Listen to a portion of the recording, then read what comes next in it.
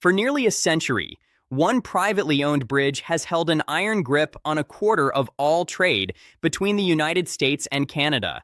The Ambassador Bridge wasn't just a crossing, it was a private empire of concrete and steel, controlling a flood of goods worth billions of dollars every single week. It was the undisputed king, a vital artery for the North American economy, but also a choke point so critical that its owners could operate with near total impunity. But that empire is collapsing. This isn't a story of a bridge failing. It's a story of a bridge being abandoned. We're about to show you how Canada is deliberately rerouting its most critical supply chain, how a quieter, overlooked bridge staged a stunning coup, and how a multi-billion-dollar mega project became a hostage in a high-stakes political game. The king of crossings is being left behind, and the story of its downfall is a masterclass in how economic power is won, lost, and completely remade. To get the sheer scale of this collapse, you first have to understand the power the Ambassador Bridge once held. When it opened in 1929, it was an engineering marvel, the longest suspension bridge in the world. It was more than a link between Detroit, Michigan, and Windsor, Ontario. It was the physical symbol of how tied together the US and Canadian economies really were. For decades, it did its job quietly. But the modern story of the Ambassador Bridge is impossible to tell without mentioning one man, Manuel "Matty" Maroon.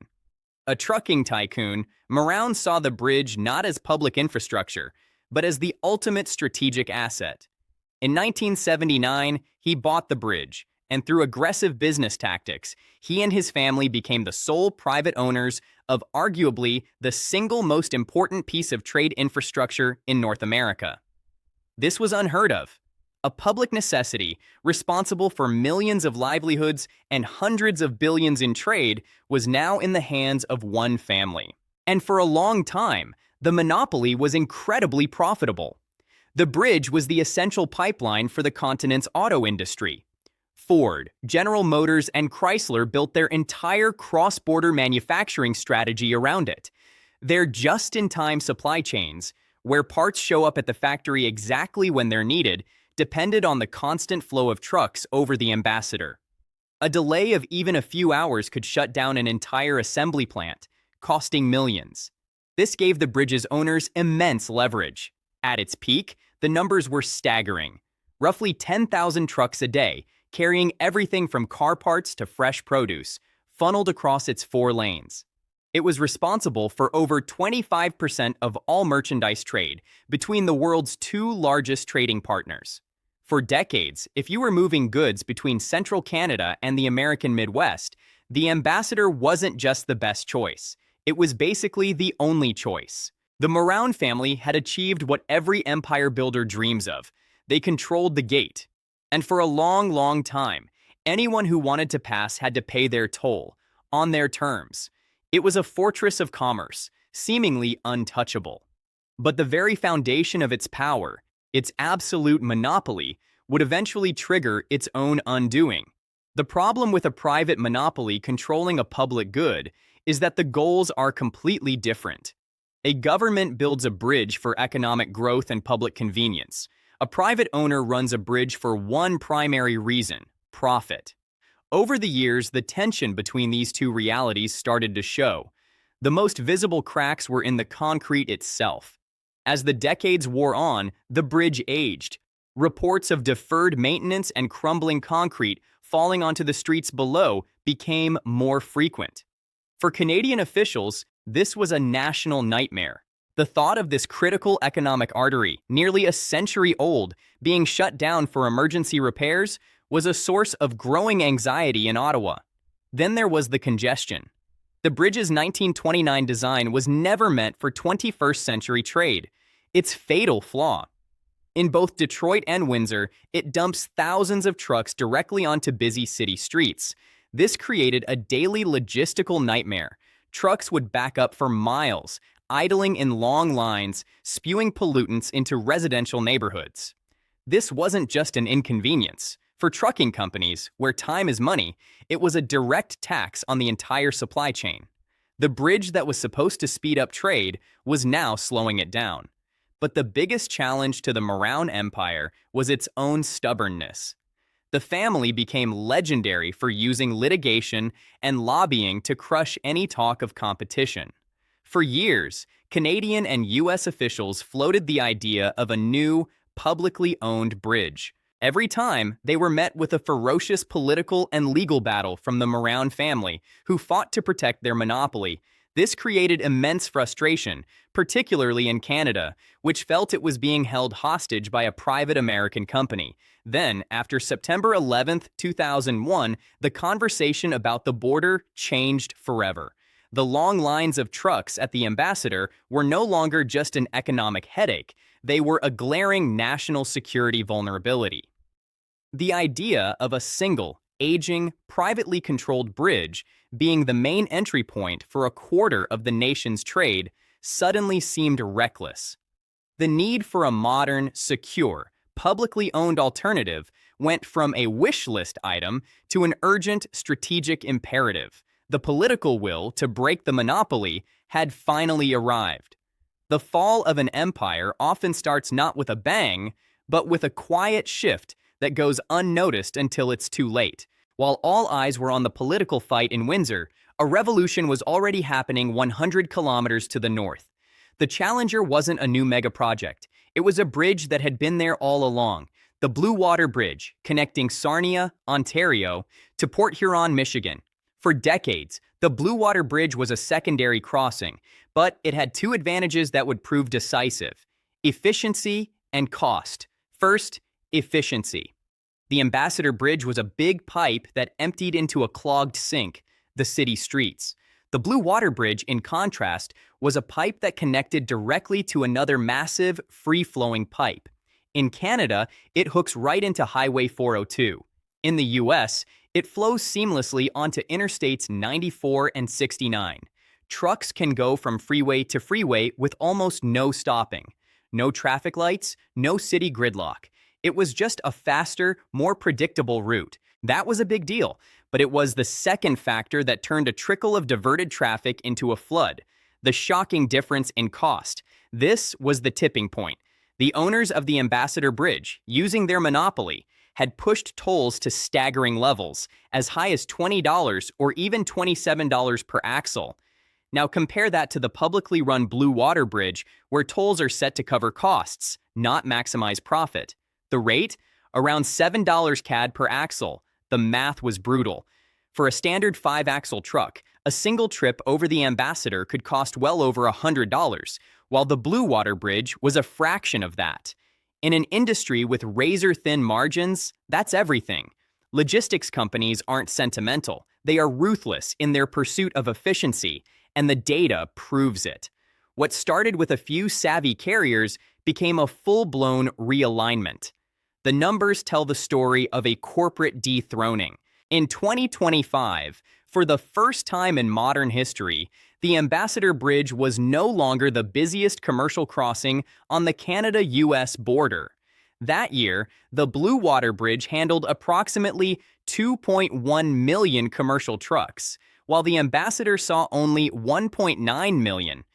The trend wasn't a fluke. It solidified in the first quarter of 2026, with Blue Water continuing to lead. The Federal Bridge Corporation, which operates the Blue Water Bridge, confirmed it. Their crossing had officially surpassed all others in commercial traffic. The king was dead. It wasn't defeated in a dramatic battle. It just quietly bled out, abandoned by its own customers who found a faster, cheaper path. This historic shift was driven by pure economics, but the rise of the Blue Water Bridge is only Act 1.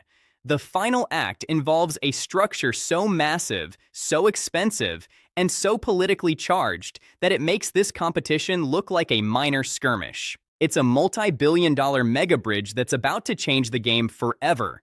If you're finding this story of collapsing monopolies and shifting economic power fascinating, hit that subscribe button, because what's coming next involves international politics at the highest level. The Blue Water Bridge was the short-term fix. The long-term solution, the one designed to permanently end the era of private monopoly, is the Gordie Howe International Bridge.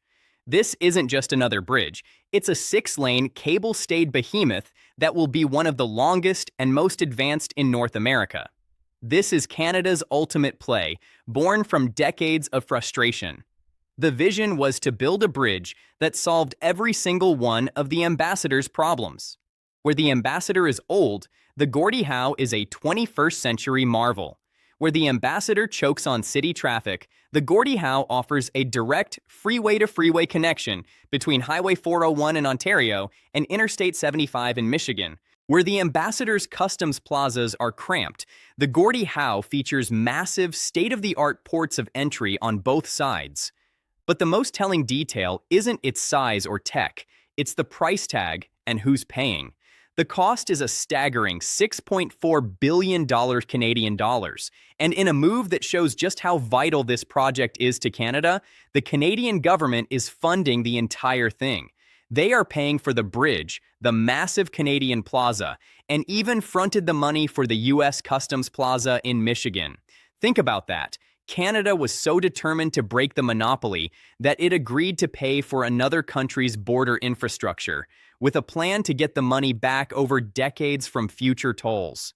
This was an act of economic sovereignty. The announced toll rates confirm the strategy. While the Ambassador charges up to $20 or more per axle, the Gordie Howe is set at a competitive rate of around $12 CAD per axle. It's a price point designed to kill the old monopoly for good.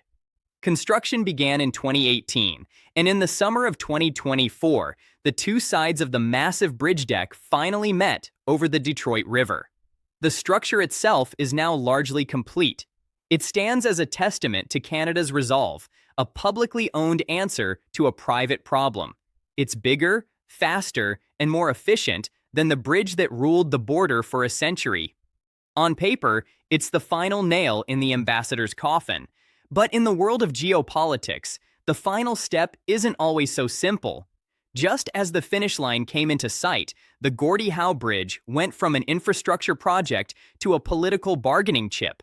The bridge was built, but the final crucial step remained, getting the official green light to open. And that's when the politics exploded. The opening, once planned for late 2024 and then 2025, was pushed into 2026. Officials cited the incredibly complex process of testing and commissioning thousands of systems on the bridge and its massive plazas. But a political shadow now looms over everything. In February 2026, with a mandatory review of the United States-Mexico-Canada Agreement, USMCA, on the horizon, the bridge became a target. Former President and presidential candidate Donald Trump threatened to block the bridge's opening in a series of social media posts, declaring, "I will not allow this bridge to open until the United States is fully compensated for everything we have given them." The message was clear. The bridge was now leverage. The conflict was fueled by claims that the deal was unfair to the U.S. and used too little American content. Canadian officials and the Windsor-Detroit Bridge Authority had to repeatedly clarify the facts that Michigan does have an ownership stake, that both U.S. and Canadian materials and labor were used, and that Canada was financing the project, not taking sole ownership. But the facts became secondary to the political reality. The Gordie Howe Bridge, Canada's multi-billion-dollar key to economic independence, is now tangled in the tense negotiations around the USMCA, the trade deal governing over $1 trillion in commerce. As of spring 2026, the official opening date remains unannounced, caught in a limbo between technical readiness and political uncertainty. Canada had successfully engineered a solution to its economic dependency, only to find its triumph held hostage by the very partner it wants to trade with more efficiently. The story of the Windsor-Detroit Gateway is a powerful saga of economic evolution. The Ambassador Bridge's century-long reign didn't end because of a catastrophic failure. Its empire collapsed under the weight of its own strategy.